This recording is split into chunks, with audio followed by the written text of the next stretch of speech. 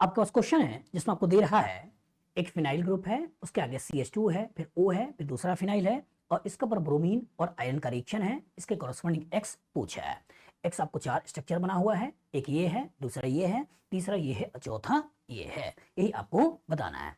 चलिए सोचते हैं। अगर मैं स्ट्रक्चर को ध्यान से देखूं तो एक केस में है क्या कि जो बेंजीन है वो आगे कनेक्टेड है CH2 से और दूसरा जो बेंजीन है वो आगे कनेक्टेड है O से। एनालाइज करिए, सोचिएगा।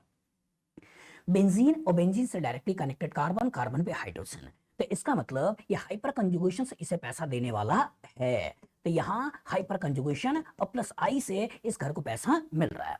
लेकिन इस घर को देखिए तो यहाँ ऑक्सीजन के पास लोन पेयर ऑफ इलेक्ट्रॉन है और जो लोन पेयर ऑफ इलेक्ट्रॉन है तो A double bond B C के पास लोन पेयर ऑफ इलेक्ट्रॉन, तो दैट मींस इस घर को वो प्लस एम से पैसा दे रहा है।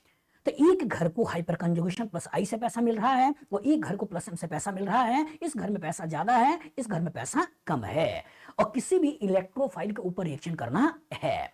मतलब जो ब्रोमीन और आयरन के साथ रिएक्शन होगा इसके कोरस्पॉन्डिंग Br+ का फॉर्मेशन होगा। इलेक्ट्रोफाइल का फॉर्मेशन हो चुका है, अब यही इलेक्ट्रोफाइल कहीं ना कहीं आने वाला है। तो इस घर में पैसा ज्यादा है, इस घर में पैसा कम है, इसी घर में कहीं ना कहीं आएगा। अब क्वेश्चन आया कि सर ये जो ग्रुप है इसका नेचर क्या है।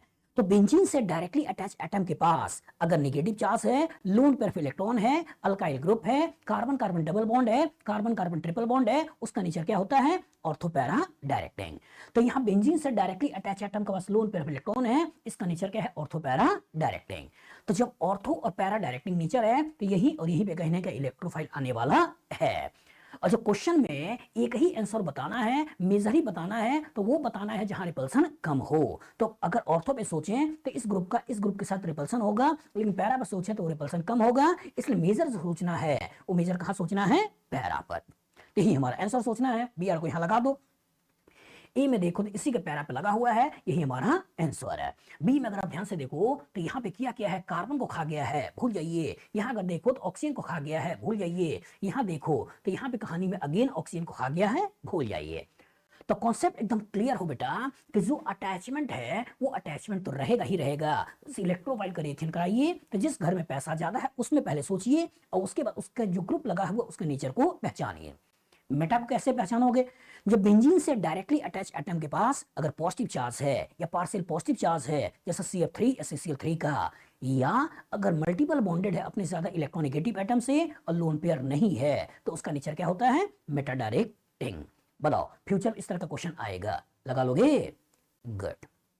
आपके पास क्वेश्चन है कि इस मॉलिक्यूल के ऊपर ब्रोमीन और आयरन का रिएक्शन है और पूछ रहा है substitution takes place at the position, किस पोजीशन में सब्स्टिट्यूशन होगा। ए ऑप्शन में कह रहा है 1 पे, बी ऑप्शन में कह रहा है 2 पे, सी ऑप्शन में कह रहा है 3 पे और डी ऑप्शन में कह रहा है बोथ ए एंड सी। चलिए एनालाइज करिए। अगर मैं इस पर्टिकुलर सबस्ट्रेट को एक बार फिर से बना दूं तो जो कहानी हमको दिखाई दे रही है वो कहानी कुछ ऐसी दिखाई दे रही है। पोजीशन दिखा दूं, ये 1 है, ये 2 है, ये 3 है और ये 4 है, यही हमको दिखाकर रखा है। और इसके ऊपर ब्रोमीन और आयरन का रिएक्शन है और ब्रोमीन आयरन का रिएक्शन से हमको मिलता क्या है, Br+। तो that means formation of electrophile हो चुका है। अब ये इलेक्ट्रोफाइल कहीं ना कहीं बेंजीन पर आने वाला है और जो बेंजीन पे आने वाला है इन ग्रुप के नेचर को पहचानिए। एक ग्रुप ये है जो कहीं ना कहीं बेंजीन से कनेक्टेड है और एक ग्रुप ये है जो बेंजीन से कहीं ना कहीं कनेक्टेड है।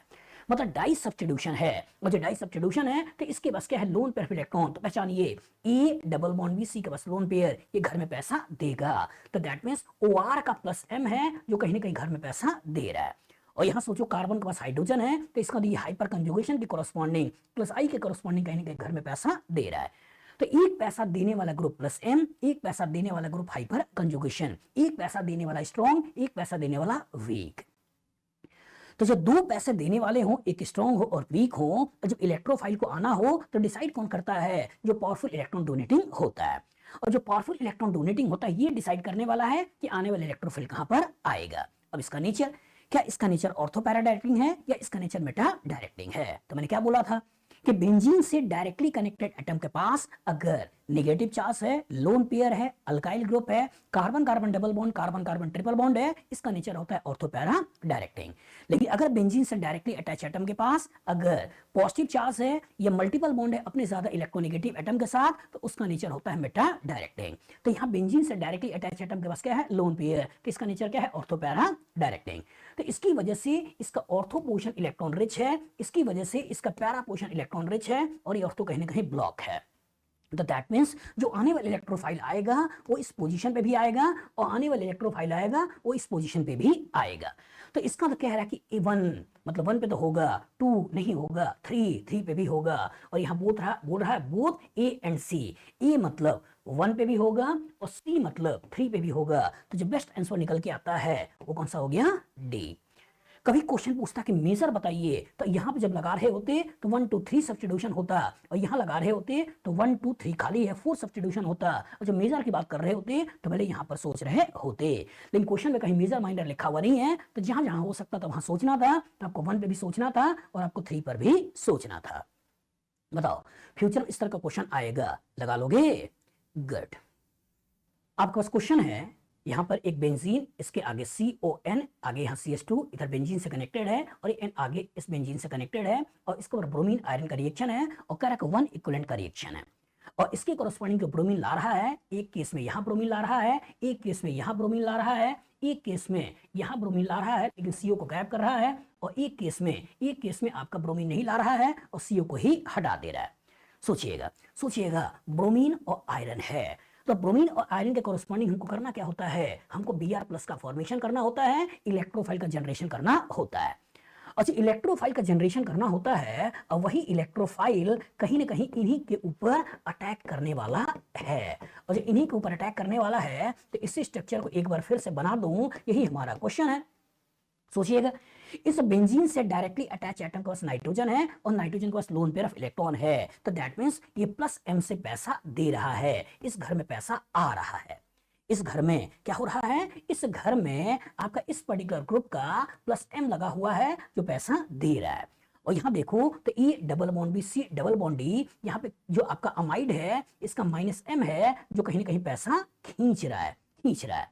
यहाँ देखो तो यहाँ CH2 है जो CH2 का हाइपर कंजुगेशन है जो कहीं ना कहीं इस घर में पैसा दे रहा है।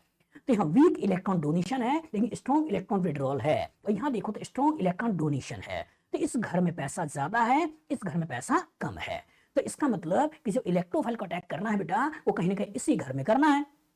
अब ये तो क्लियर हो गया कि इलेक्ट्रोफाइल इस घर में आएगा। अब क्वेश्चन आया कहाँ आएगा? तो कहाँ आएगा? तो इसका नेचर पहचानना है, क्या इसका नेचर ऑर्थो पैरा डायरेक्टिंग है या इसका नेचर मेटा डायरेक्टिंग है। तो ऑर्थो पैरा को कैसे पहचानोगे कि अगर बेंजीन से डायरेक्टली अटैच एटम के पास अगर नेगेटिव चार्ज है, लोन पेयर है, अल्काइल ग्रुप है, carbon carbon double bond, carbon carbon triple bond है, उसका नेचर होता है ऑर्थो पैरा डायरेक्टिंग। लेकिन बेंजीन से डायरेक्टली अटैच एटम के पास अगर मल्टीपल बॉन्ड है अपने ज्यादा इलेक्ट्रोनेगेटिव एटम से या पॉजिटिव चार्ज है तो उसका नेचर होता है मेटा डायरेक्टिंग। तो यहाँ बेंजीन से डायरेक्टली अटैच एटम के पास लोन पेयर इलेक्ट्रॉन है, इसका नेचर क्या है? Ortho para directing. तो जो ऑर्थो पे इलेक्ट्रोफाइल आएगा तो इसका साइज और इसके साइज का रिपल्सन होगा, लेकिन पैरा पे इलेक्ट्रोफाइल आएगा तो रिलेटिवली इलेक्ट्रॉनिक रिपल्सन कम होगा, साइज का रिपल्सन कम होगा। इसलिए मेजर कहां से सोचना है? यहां से सोचना है। और जो मेजर यहां से सोचना है तो ये आंसर देखिए तो ए ऑप्शन Br को यहां लगा रखा है, बी ऑप्शन Br को यहां लगा रखा है, यही हमारा आंसर है। सी में कीटोन को खा गया है, डी में कीटोन को खा गया है, दैट मींस छोड़ दीजिए। तो कॉन्सेप्ट एकदम क्लियर किए कि इलेक्ट्रोफाइल का जनरेशन हो गया है, वो इलेक्ट्रोफाइल या तो इस बेंजीन में आएगा या इस बेंजीन में आएगा। तो सबसे पहले पहचानिए किस घर में पैसा ज्यादा। एक बार ये पहचान में आ गया किस घर में पैसा ज्यादा, तो जो ग्रुप लगा है उसका नेचर पहचानिए, उसका नेचर ऑर्थोपैरा या मेटा। अगर ऑर्थोपैरा डायरेक्टिंग है तो ऑर्थोपैरा पर लगाइए और मेटा डायरेक्टिंग है तो मेटा पर लगाइए। बताइए फ्यूचर में इस तरह का क्वेश्चन आएगा, लगा लोगे? गुड। आपके पास क्वेश्चन है बेंजीन के ऊपर OCH3 है और पैरा पे CH3 है, इसका रिएक्शन आपका आइसोब्यूटीन और सल्फ्यूरिक एसिड के साथ कराया गया है। ए ऑप्शन कह रहा है कि ये आपका टर्सरी ब्यूटाइल यहां पर आकर जुड़ जाएगा, दूसरे में आपसे कह रहा है कि यहां पर आके जुड़ जाएगा, तीसरे में कह रहा है कि यहां पे आके जुड़ जाएगा, ठीक है, और मिथाइल की पोजीशन बदल जाएगी, और चौथे में कुछ इस तरह का स्ट्रक्चर दे रहा है। एनालाइज करिए, सोचिएगा। बेंजीन है और इसी बेंजीन से दो ग्रुप लगा हुआ है, एक लगा हुआ है OCH3 और एक लगा हुआ है CH3।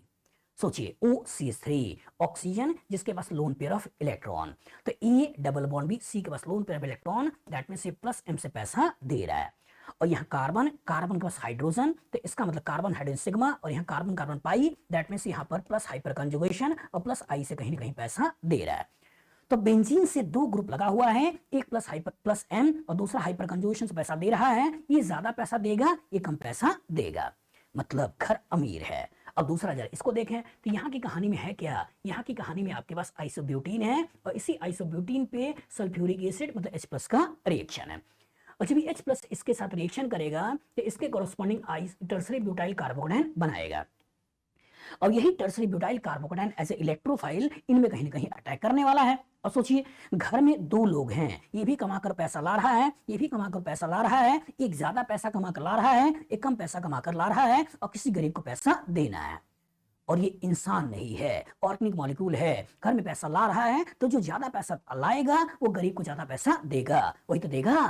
तो जो दोनों के दोनों इलेक्ट्रॉन डोनेटिंग होते हैं, तो जो पावरफुल इलेक्ट्रॉन डोनेटिंग होता है वो डिसाइड करता है कि आने वाले इलेक्ट्रोफाइल कहाँ आएगा। कभी ऐसा हो जाए एक पैसा लाए एक पैसा लेके जाए, तो जो पैसा लाता है वो डिसाइड करता है कि इलेक्ट्रोफाइल कहाँ आएगा, और जो दोनों को दोनों इलेक्ट्रॉन विड्रॉल हो, तो जो वीक इलेक्ट्रॉन विड्रॉल होता है वो डिसाइड करता है कि आने वाले इलेक्ट्रोफाइल कहाँ आएगा। तो जब ये स्ट्रॉन्ग इलेक्ट्रॉन डोनेटिंग है, ये डिसाइड करेगा इसका ये ऑर्थो पैरा पे है या मेटा पे है, इलेक्ट्रोफाइल कहाँ आएगा उसको सोचना है। अब नेचर कि क्या इसका नेचर ऑर्थो पैरा है या मेटा है। तो मैंने क्या बोला था कि बेंजीन से डायरेक्टली अटैच एटम के पास अगर नेगेटिव चार्ज है, लोन पेयर है, अल्काइल है, carbon carbon double bond, carbon carbon triple bond है, उसका नेचर ऑर्थो पैरा डायरेक्टिंग होता है। लेकिन बेंजीन से डायरेक्टली अटैच एटम के पास अगर पॉजिटिव चार्ज है या मल्टीपल बॉन्ड है अपने ज्यादा इलेक्ट्रोनेगेटिव एटम से, उसका नेचर होता है मेटा डायरेक्टिंग। तो यहाँ बेंजीन से डायरेक्टली अटैच एटम के पास लोन पेयर इलेक्ट्रॉन है, इसका नेचर क्या है ऑर्थो पैरा डायरेक्टिंग। तो पैरा चूंकि ब्लॉक है, इसी को ऑर्थो पे लगा देना है और कॉरस्पॉन्डिंग प्रोडक्ट बना देना है। तो ये ऑप्शन में देखो तो इसी को ऑर्थो पे लगा दिया है, कॉरस्पॉन्डिंग प्रोडक्ट बना दिया है, यही हमारा आंसर है। बी में देखो इसका मेटा पे लगा दिया है, भूल जाओ, और सी में देखो और डी में देखो तो पोजीशन ही मिथाइल की इधर उधर कर दिया है, दैट मींस भूल जाओ। तो कॉन्सेप्ट एकदम क्लियर रखो कि सबसे पहले इलेक्ट्रोफाइल का जनरेशन कर लो और उसके बाद जो अटैक की बात आए तो जो ग्रुप है उसका नेचर पहचानो। अगर डाई सब्स्टिट्यूशन है, दोनों पैसा देने वाले हैं तो पावरफुल इलेक्ट्रॉन डोनेटिंग, एक पैसा देने वाला है एक पैसा खींचने वाला है तो डोनेटिंग के हिसाब से, और दोनों खींचने वाले हैं तो वीक इलेक्ट्रॉन विड्रॉल के हिसाब से। बताओ फ्यूचर में इस तरह का क्वेश्चन आएगा, लगा लोगे? गुड। आपके पास क्वेश्चन है, एक स्ट्रक्चर ऐसा लिखा हुआ है और इसके ऊपर ब्रोमीन क्लोरोफॉर्म का रिएक्शन है, कॉरस्पॉन्डिंग प्रोडक्ट पूछ रहा है, और यहाँ पे 4 ऑप्शन है, पहला, दूसरा, तीसरा और ये चौथा। एनालाइज करो, सोचो सोचो। आपके पास एक बेंजीन है, इस बेंजीन से आगे कनेक्टेड है CH2, इसके आगे कनेक्टेड है अगेन एक दूसरा बेंजीन, और इस बेंजीन पे यहाँ क्या लगा हुआ है CH3, यहाँ क्या लगा हुआ है OH, और यहाँ क्या लगा हुआ है अगेन CH3, यही लगा हुआ है। और इसका रिएक्शन कर रहा है ब्रोमीन और साथ में क्लोरोफॉर्म के साथ। तो ब्रोमीन और क्लोरोफॉर्म आपस में रिएक्शन करके क्या बना देंगे Br+। इलेक्ट्रोफाइल का जनरेशन हो चुका है, और जब इलेक्ट्रोफाइल का जनरेशन हो चुका है तो या तो इस बेंजीन में इलेक्ट्रोफाइल आने वाला है या तो इस बेंजीन में इलेक्ट्रोफाइल आने वाला है। तो जिस घर में पैसा ज्यादा होगा उसी घर में इलेक्ट्रोफाइल को लाना है। तो इस घर के बारे में सोचें तो इस घर में CH2 का प्लस हाइपर कंजुगेशन है जो पैसा ला रहा है, लेकिन इस घर के बारे में सोचो तो यहाँ इस CH3 का हाइपर कंजुगेशन प्लस I है जो घर में पैसा ला रहा है, इस OH का स्ट्रॉन्ग प्लस M है जो पैसा ला रहा है, यहाँ CH3 का प्लस हाइपर कंजुगेशन है जो पैसा ला रहा है, और इस CH2 का भी यहाँ पर हाइपर कंजुगेशन है जो इस घर में पैसा ला रहा है। तो यहाँ केवल एक हाइपर कंजुगेशन मतलब CH2 का हाइपर कंजुगेशन पैसा दे रहा है, भले नंबर में 2 है लेकिन CH2 का हाइपर कंजुगेशन पैसा दे रहा है, लेकिन यहाँ CH2 का हाइपर कंजुगेशन यहाँ भी है, CH3 का भी है, CH3 का भी है, साथ में स्ट्रॉन्ग प्लस M भी है। तो दैट मीन्स इस घर में पैसा ज्यादा है, इस घर में पैसा कम है, और जो इस घर में पैसा ज्यादा है तो ये तो क्लियर हो गया कि आने वाले इलेक्ट्रोफाइल यहाँ पर आएगा, इसी घर में आएगा। लेकिन क्वेश्चन आया कि सर क्या यहाँ आएगा यहाँ आएगा, कैसे डिसाइड करें? तो कैसे डिसाइड करें, इन्हीं ग्रुप के बेसिस पे डिसीजन होगा। एक देने वाला है स्ट्रॉन्ग प्लस M, एक देने वाला है weak hyperconjugation, weak hyperconjugation, weak hyperconjugation. मतलब घर में एक स्ट्रॉन्ग इलेक्ट्रॉन डोनेटिंग है और बाकी सब वीक इलेक्ट्रॉन डोनेटिंग है, और किसी इलेक्ट्रोफाइल को लाना है तो डिसाइड कौन करेगा? तो स्ट्रॉन्ग इलेक्ट्रॉन डोनेटिंग होगा। तो डिसीजन कौन लेने वाला है? OH का प्लस M। अब क्वेश्चन आया कि सर OH का नेचर कैसा है, ऑर्थो पैरा डायरेक्टिंग या मेटा डायरेक्टिंग? तो हम आपसे बार बार बोल रहे हैं कि बेंजीन से डायरेक्टली अटैच एटम के पास अगर नेगेटिव चार्ज है, लोन पेयर ऑफ इलेक्ट्रॉन है, अल्काइल ग्रुप है, कार्बन कार्बन डबल बॉन्ड है, कार्बन कार्बन ट्रिपल बॉन्ड है, उसका नेचर होता है ऑर्थो पैरा डायरेक्टिंग। लेकिन बेंजीन से डायरेक्टली अटैच एटम के पास अगर पॉजिटिव चार्ज है या मल्टीपल बॉन्ड है अपने ज्यादा इलेक्ट्रोनेगेटिव एटम से और लोन पेयर नहीं है, उसका नेचर होता है मेटा डायरेक्टिंग। तो यहां पे ध्यान से देखो कि इसका पास लोन पेयर इलेक्ट्रॉन है, इसका नेचर होता है ऑर्थो पैरा डायरेक्टिंग। और जो इसका नेचर ऑर्थो पैरा डायरेक्टिंग होता है तो ऑर्थो पे पहले से ब्लॉकिंग है, इसके पैरा पर इलेक्ट्रोफाइल को लाना है। तो OH के पैरा पर इलेक्ट्रोफाइल को लाना है, मतलब यही पे Br लाना है और हमको सोचना है। सोचिएगा ये आपका PH और CH2 OH के पैरा पे लाना है, ठीक है। लेकिन यहाँ पे एक ही मिथाइल है, लेकिन इनको 2 मिथाइल चाहिए, दैट मींस इसे भूल जाओ। इधर आ जाओ तो ध्यान से देखो, तो OH के पैरा पे Br आ गया, और जो OH के पैरा पे Br आ गया, ये CH3 इधर उधर था, ये CH3 इधर उधर था, और एक CH3 के पैरा पे CH2PH था, एक CH3 के पैरा पे CH2PH है, दैट मींस ये हमारा क्या है, आंसर है। सी में अगर आप ध्यान से देखो तो यहाँ पे क्या कर रहा है, यहाँ OH के पैरा पे Br तो लगा दे रहा है, यहाँ CH3 भी है, लेकिन आगे जो कनेक्शन है CH2 के आगे इसने छोड़ दिया है। लेकिन अगर मान लो इस PH लगा दें तो यही वाला आंसर हो जाएगा, इसलिए यहाँ पे CH3 कर देते हैं और इस पर्टिकुलर को हटा देते हैं। एनालाइज करिए, यहां अगर सोचें तो यहां सोचे तो एक यहां पर इसने Br लगा दिया है और सिस्टम को थोड़ा छोटा कर दिया है, दैट मींस ये तो वैसे भी नहीं होगा। तो कॉन्सेप्ट एकदम क्लियर रखिए बेटा कि भले ही आपको स्टेरिक हिंड्रेंस आपको दिखाई दे रहा होगा, ऐसा लग रहा होगा कि यहाँ भीड़ भाड़ ज्यादा है, यहाँ भीड़ भाड़ कम है, यहाँ पर रिएक्शन करा दें, ऐसा मत कराइएगा। ये पहचानिएगा किस घर में पैसा ज्यादा है, और जिस घर में पैसा ज्यादा होगा उसी घर में इलेक्ट्रोफाइल का अटैक कराइएगा, दूसरे घर में मत कराइएगा, भले स्टेरिक हिंड्रेंस कम या ज्यादा दिखाई दे रहा हो। बताओ फ्यूचर इस तरह का क्वेश्चन आएगा, लगा लोगे? गुड। आपके पास क्वेश्चन है, यहाँ पे स्टाइरिन लिखा है, इसके ऊपर ब्रोमीन FeCl3 का रिएक्शन है, उसे A बना रखा है, फिर sulphuric acid nitric acid heat है, इसे B बना रखा है, और आपसे पूछा है B क्या है, इसे बताना है। एक केस में ये बना रखा है, दूसरे केस में ये बना रखा है, तीसरे केस में ये बना रखा है, और चौथे केस में ये बना रखा है। सोचिए, एनालाइज करिए, आपके पास है क्या? आपके पास स्टाइरीन है, और जो आपके पास स्टाइरीन है, इसी स्टाइरीन के ऊपर ब्रोमीन का रिएक्शन है इन प्रेजेंस ऑफ FeBr3, इसकी मौजूदगी में रिएक्शन। सोचिए, बेंजीन से डायरेक्टली अटैच एटम क्या है? Carbon carbon double bond. तो मैंने क्या बोला था कि बेंजीन से डायरेक्टली अटैच एटम के पास अगर नेगेटिव चार्ज है, लोन पेयर ऑफ इलेक्ट्रॉन है, अल्काइल ग्रुप है, कार्बन कार्बन डबल बॉन्ड है या कार्बन कार्बन ट्रिपल बॉन्ड है, उसका नेचर क्या होता है? Ortho para directing.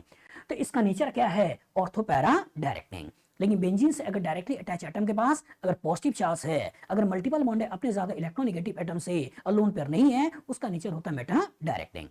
तो जो इसका नेचर ऑर्थो पैरा डायरेक्टिंग है, तो इसी के पैरा पे इलेक्ट्रोफाइल को लाना है। तो जो ब्रोमीन और FeBr3 का रिएक्शन होगा, इसके कॉरस्पॉन्डिंग Br+ बन जाएगा, इलेक्ट्रोफाइल बन गया, उसके पैरा पर लगा दो, और जो उसके पैरा पर लगा दोगे तो कॉरस्पॉन्डिंग आपको जो कंपाउंड मिलेगा वो कंपाउंड कुछ इस तरीके का मिल जाएगा। ये बन गया। अब सोचिए, अब कहानी में है क्या कि इसके ऊपर कंसंट्रेटेड सल्फ्यूरिक एसिड है और इसके ऊपर आपके पास नाइट्रिक एसिड है, और इस पर्टिकुलर का रिएक्शन है, हीट है, और इसके कॉरस्पॉन्डिंग B आपसे पूछ रहा है। सोचिए, तो कहानी के अंदर जो किरदार आ चुका है बेटा, वो कहानी के अंदर किरदार एक क्या आ चुका है? एक आ चुका है कार्बन कार्बन डबल बॉन्ड, उसका +M जो कहीं ना कहीं पैसा ला रहा है, और एक आ चुका है Br का -I जो घर से पैसा खींच रहा है। सोचिए, अच्छा क्वेश्चन है, यहाँ एक जो घर में पैसा दे रहा है, एक जो घर से पैसा खींच रहा है, और इलेक्ट्रोफाइल का रिएक्शन है, इलेक्ट्रोफाइल आने वाला है। जो नाइट्रिक एसिड सल्फ्यूरिक एसिड आपस में रिएक्शन करेगा और इसके कॉरस्पॉन्डिंग NO2+ बनाएगा, इसी NO2+ को कहीं ना कहीं अटैक करना है। तो पहला ऑब्जर्वेशन बच्चा कर सकता है कि हो सकता है इसके बेसिस उसके ऑर्थो पे लगा दे और ऑर्थो पे लगाते हुए आंसर को बता दे। लेकिन सोचिएगा, हमने बोला था कि जब भी कभी फंस जाओ, समझ में ना आए, तो इंटरमीडिएट की स्टेबिलिटी इंपॉर्टेंट होती है, और जो इंटरमीडिएट की स्टेबिलिटी इंपॉर्टेंट होती है, तो अगर आपने इलेक्ट्रोफाइल को यहां लाया और पॉजिटिव ये बनाया, तो सोचिए, ध्यान से देखिएगा, जो आंसर आने वाला है वो कहानी में किरदार क्या आने वाला है। यहां पे आपने NO2 को लगाया तो पॉजिटिव ये बना। दूसरी कहानी क्या हो सकती है? दूसरी कहानी हो सकती है कि हम NO2 को यहां लाएं, और जो NO2 को यहां लाएं और इसके कॉरस्पॉन्डिंग अगर सोचें तो कहानी जो हमको दिखाई दे रही है, वो कहानी हमें कुछ ऐसी दिखाई दे रही है। ये बनेगी। एनालाइज करिए, यहाँ क्या है? इतना रेजोनेंस इसमें भी है, इतना रेजोनेंस इसमें भी है, इसमें भी रेजोनेंस है और इसमें भी रेजोनेंस है। बस में आ गई। मतलब 5 एटम का रेजोनेंस यहां भी था और 5 एटम का रेजोनेंस यहां भी था। कार्बन कार्बन डबल बॉन्ड का रेजोनेंस यहां भी है और Br का रेजोनेंस यहां भी है। ये पॉजिटिव अगर आगे बढ़े तो ये पॉजिटिव यहां आने वाला है, ये पॉजिटिव यहां आने वाला है। ये पॉजिटिव अगर आगे बढ़े तो ये पॉजिटिव यहां आने वाला है और ये पॉजिटिव यहां आने वाला है।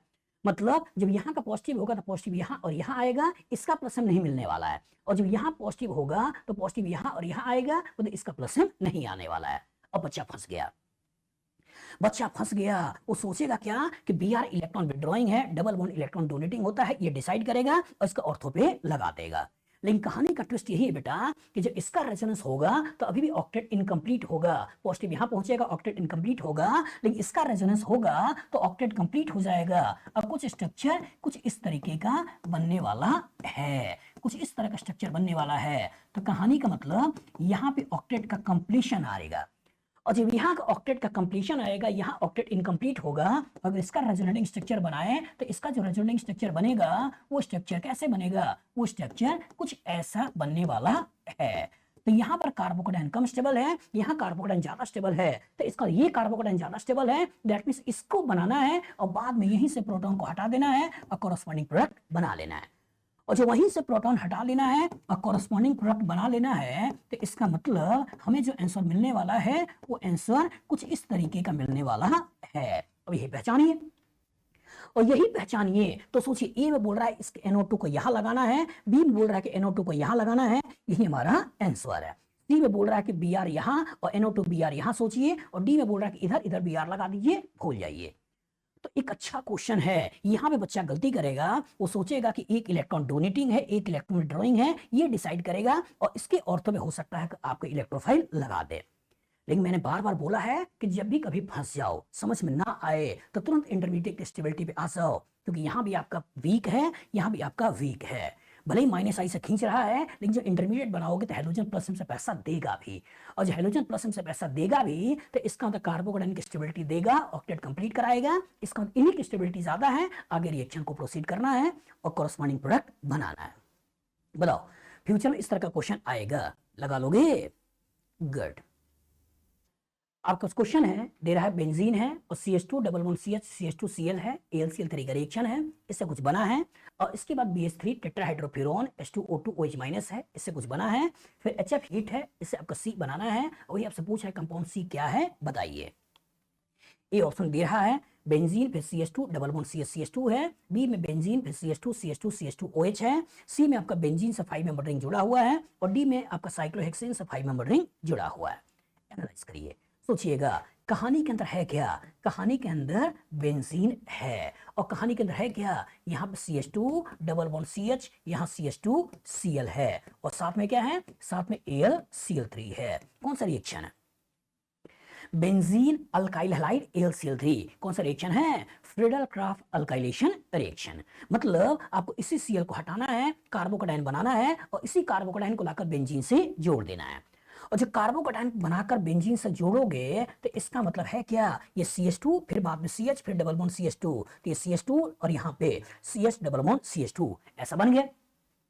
ये बन गया। और इसके ऊपर कह रहा है बेटा कि BH3 है, साथ में टेट्राहाइड्रोफ्यूरॉन है, और सेकंड स्टेज में आपसे कह रहा है कि यहाँ कहानी में H2O2 है और साथ में OH माइनस का रिएक्शन है।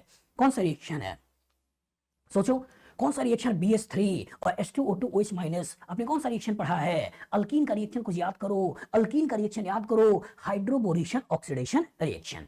और जो हाइड्रोबोरेशन ऑक्सीडेशन रिएक्शन करते हो तो वाटर का एडिशन है, product resemble anti Markovnikov curve, और जो product resemble anti Markovnikov curve मतलब यहाँ आने वाला है H और यहाँ आने वाला है OH, और जब यहाँ OH आएगा तो इसके कॉरस्पॉन्डिंग से प्रोडक्ट बनाएगा। ये प्रोडक्ट कैसे बनेगा? ऐसे बनेगा, यहाँ आ गया OH, यहाँ हो गया H, और इसके कॉरस्पॉन्डिंग अल्कोहल बन गया। अब इसके ऊपर कह रहा है कि HF का रिएक्शन है और साथ में हीट है। सोचिए अब क्या होने वाला है? HF का मतलब H+, और यहाँ क्या है? OH मतलब क्या है? Lone pair electron. तुरंत ही इसके ऊपर अटैक करेगा और वाटर के रूप में इसको निकाल देगा। और जब वाटर के रूप में निकाल दिया तो सोचो क्या मिला हमें? क्या मिला? एक मिला कार्बोकेटाइन। तो कार्बोकेटाइन, घर में पैसे की कमी, घर में पैसा, इंसान है नहीं, करेगा क्या, पैसा देगा। और जब पैसा देगा तो ये कहीं ना कहीं इधर आया। अब यहां से जोड़ दे 5 मेंबर रिंग, यहां से जोड़ दे 4 मेंबर रिंग। 5 मेंबर रिंग ज्यादा स्टेबल होगा, इसके कॉरस्पॉन्डिंग हमको इसी बेंजीन से इस 5 मेंबर रिंग को जोड़ देना है और बाद में इस तरह का प्रोडक्ट बना देना है। मतलब ये यहां से जुड़ेगा, formation of electrophile, attack of an electrophile, बाद में प्रोटॉन को हटा देना है, डीप्रोटोनेशन, और प्रोडक्ट ये बन गया। प्रोडक्ट ये बन गया। यही जो प्रोडक्ट है, ये प्रोडक्ट क्या है, सी। इसी को देख लेना है। तो ए में आपसे कह रहा है कि ओपन चेन है, भूल जाओ। बी में ओपन चेन है, भूल जाओ। सी में बेंजीन पे 5 मेंबर रिंग, 6 बेंजीन पे 5 मेंबर रिंग, यही हमारा क्या है, आंसर है। और डी में कह रहा है साइक्लोहेक्सेन से 5 मेंबर रिंग, दैट मींस इसे भूल जाइए। तो कॉन्सेप्ट एकदम क्लियर रखिए, कॉन्सेप्ट एकदम क्लियर रखिए कि जब बेंजीन के साथ हमने अल्काइल हैलाइड की बात किया तो फ्रीडल-क्राफ्ट अल्काइलेशन रिएक्शन है। क्योंकि एलाइल था इसलिए डबल बॉन्ड आया, और डबल बॉन्ड आया, अल्कीन आया, यहाँ हाइड्रोबोरेशन ऑक्सीडेशन कराया, वाटर का एडिशन है, रिजेंबल एंटी मार्कोनिकॉफ, आपने अल्कोहल बना दिया। और जब भी कभी अल्कोहल दिखे, HF दिखे, तो तुरंत वाटर को निकालिए, कार्बोनाइन बनाइए, इनडायरेक्टली इलेक्ट्रोफाइल बनाइए, इलेक्ट्रोफाइल को बेंजीन के साथ रिएक्शन कराइए। घर में अगर पैसा है, गरीब है घर का कोई मेंबर, तो इसको पैसा देगा, इसके कॉरस्पॉन्डिंग इंट्रामोलिकुलर रिएक्शन होगा, और इंट्रामोलिकुलर के कॉरस्पॉन्डिंग साइक्लाइजेशन, और साइक्लाइजेशन का प्रोडक्ट हमको बनाना है। बताओ फ्यूचर में इस तरह का क्वेश्चन आएगा, लगा लोगे? गुड। आपका क्वेश्चन है बेंजीन के ऊपर क्लोरीन आयरन का रिएक्शन है, इसे ए बनाया है। फिर नाइट्रिक एसिड सल्फ्यूरिक एसिड का रिएक्शन है, फिर बी बनाया है। फिर नाइट्रिक एसिड सल्फ्यूरिक एसिड का रिएक्शन है, फिर सी बनाया है। फिर NaOH हीट है, इसे डी बनाया है। फिर नाइट्रिक एसिड सल्फ्यूरिक एसिड का रिएक्शन है, इसे ई बनाया है। और वही आपसे पूछ रहा है कि फाइनल कंपाउंड एस, ये जो फाइनल कंपाउंड है ई, ये क्या है? ए ऑप्शन आपसे बोल रहा है कि यहाँ पे क्लोरोबेंजीन के पैरा पे नाइट्रो, क्लोरोबेंजीन के ऑर्थो पे नाइट्रो। यहाँ से बोल रहा है कि क्लोरीन के पैरा पे नाइट्रो, ऑर्थो पे नाइट्रो, मतलब 2,4-डाई नाइट्रोक्लोरोबेंजीन है। यहाँ पे कह रहा है 2,4-डाई नाइट्रोफिनॉल है, और यहाँ बोल रहा है 2,4,6-ट्राई नाइट्रोफिनॉल है। सोचिएगा, एनालाइज करिएगा, कहानी में है क्या?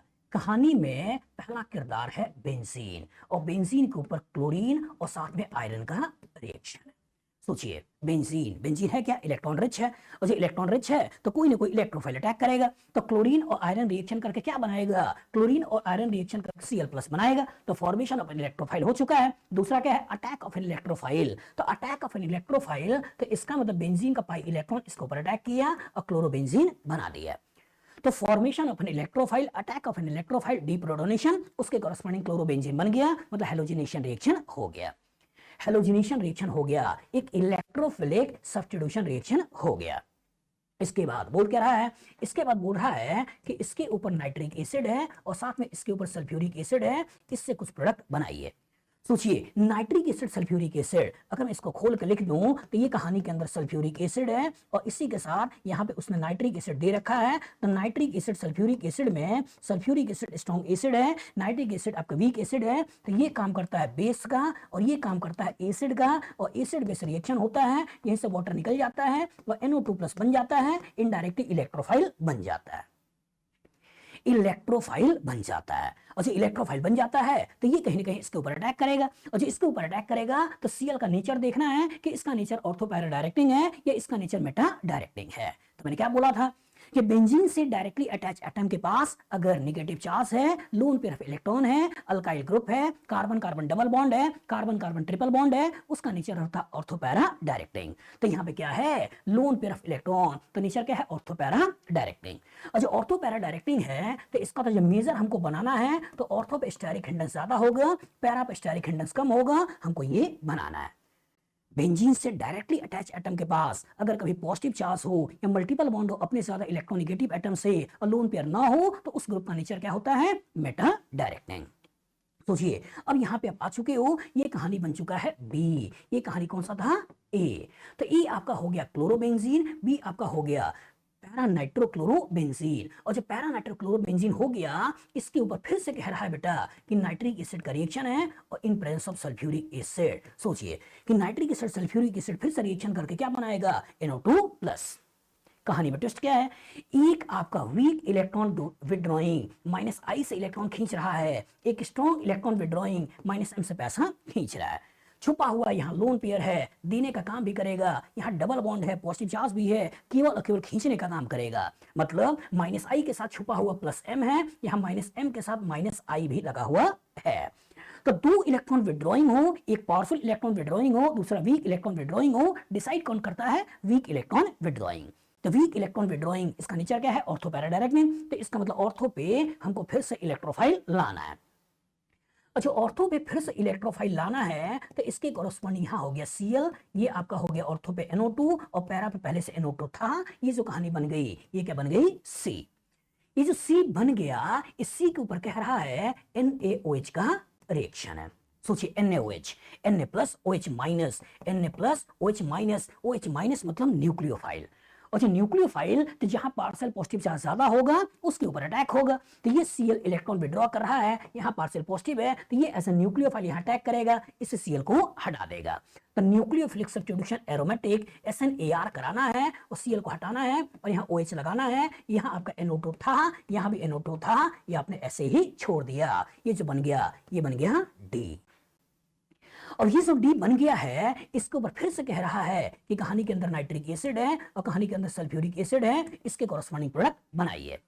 सोचिए, जब कहानी के अंदर नाइट्रिक एसिड सल्फ्यूरिक एसिड डाला और इससे NO2 प्लस बनेगा तो NO2 plus as a electrophile इसमें कहीं ना कहीं अटैक करेगा। अब नेचर ऑफ ग्रुप सोचिए, नेचर ऑफ ग्रुप, यहाँ OH का स्ट्रॉन्ग प्लस M लगा हुआ है, यहाँ NO2 का स्ट्रॉन्ग माइनस M लगा हुआ है, यहाँ NO2 का स्ट्रॉन्ग माइनस M लगा हुआ है। तो डिसाइड कौन करेगा? क्या OH का प्लस M डिसाइड करेगा या NO2 का माइनस M डिसाइड करेगा? तो जो दो इलेक्ट्रॉन, दो ग्रुप लगे हों, एक इलेक्ट्रॉन डोनेटिंग हो, एक इलेक्ट्रॉन विड्रॉइंग हो, तो डिसाइड कौन करता है? Electron donating. दोनों इलेक्ट्रॉन डोनेटिंग हो तो पावरफुल इलेक्ट्रॉन डोनेटिंग, जो दोनों इलेक्ट्रॉन विड्रॉल हो तो वीक इलेक्ट्रॉन विड्रॉल। तो जब यहाँ पे दो इलेक्ट्रॉन विड्रॉ, ये एक इलेक्ट्रॉन डोनेटिंग एक इलेक्ट्रॉन विड्रॉल है, तो डिसाइड कौन करेगा? Electron donating. इसका नेचर ऑर्थो पैरा डायरेक्टिंग, क्योंकि लोन पेयर इलेक्ट्रॉन है, इसका ऑर्थो ब्लॉक है, इसका पैरा ब्लॉक है, ये वाला ऑर्थो खाली है, इसी ऑर्थो पे NO2 चला आएगा। और जब इसी ऑर्थो पे NO2 चला आएगा तो यहाँ OH पहले से था, यहाँ NO2 पहले से था, यहाँ NO2 पहले से था और यहाँ NO2 चला आया तो क्या बन गया? क्या बन गया? ये नंबर 1, ये नंबर 2, ये नंबर 3, नंबर 4, नंबर 5, नंबर 6 क्या बन गया? 2,4,6 ट्राई नाइट्रोफिनॉल है क्या? Picric acid. ये क्या है? ये आपका पिक्रिक एसिड है। तो पिक्रिक एसिड का हमने फॉर्मेशन किया है बेंजीन से। मतलब पहले इसका क्लोरीनेशन कराया, फिर नाइट्रेशन कराया, फिर नाइट्रेशन कराया, फिर SNAR कराया, फिर नाइट्रेशन कराया और पिक्रिक एसिड बनाया। तो ए कह रहा है दूसरी चीज, बी में दूसरी चीज, सी में तीसरी चीज और डी आपका पिक्रिक एसिड। यही हमारा आंसर है। कितना अच्छा क्वेश्चन है। पहले मोनो सब्स्टिट्यूशन कराया, फिर डाई सब्स्टिट्यूशन कराया, फिर ट्राई सब्स्टिट्यूशन कराया, फिर न्यूक्लियोफाइल का रिएक्शन कराया। वीक जो पैसा खींचने वाला था, खींचने वाला था तो खींचने वाले को देने वाले में कन्वर्ट किया, घर में पैसा बढ़ाया और जो घर में पैसा बढ़ा फिर इलेक्ट्रोफाइल का अटैक कराया और कॉरस्पॉन्डिंग पिक्रिक एसिड बनाया। तो पिक्रिक एसिड बनाने का एक अच्छा तरीका है, अच्छी तरह दिमाग बैठा लीजिएगा। अगर मान लो यहाँ से हम पहुंचते, फिर से नाइट्रेशन कराते और उसके बाद NaOH कराते, वो रिएक्शन स्लो होता। क्यों? क्योंकि घर में पैसा कम है और जो घर में पैसा कम है, ये भी खींचने वाला, ये भी खींचने वाला, ये भी खींचने वाला, तो इलेक्ट्रोफाइल को रिएक्शन करना उतना आसान नहीं होगा। इसलिए न्यूक्लियोफाइल का रिएक्शन करा के घर में पैसा लाने वाला ग्रुप को ला रहे हैं। और एक बार जो घर में पैसा लाने वाला ग्रुप आ गया, घर में पैसा आ गया तो गरीब को पैसा देना आसान हो जाएगा, रिएक्शन करना फास्ट हो जाएगा, पिक्रिक एसिड बड़े आराम से बन जाएगा। बताओ फ्यूचर में इस तरह का क्वेश्चन आएगा, लगा लोगे? गुड। आपके पास क्वेश्चन है जो आपको दे रहा है, which of the compound will not undergo Friedel-Crafts reaction? A option है बेंजीन, बी ऑप्शन है एनिसोल, सी ऑप्शन है एनिलीन और डी ऑप्शन है PHNSCO CH3। एनालाइज करिए। Which of the compound will not undergo Friedel-Crafts reaction? Friedel-Crafts reaction ये क्या होता है?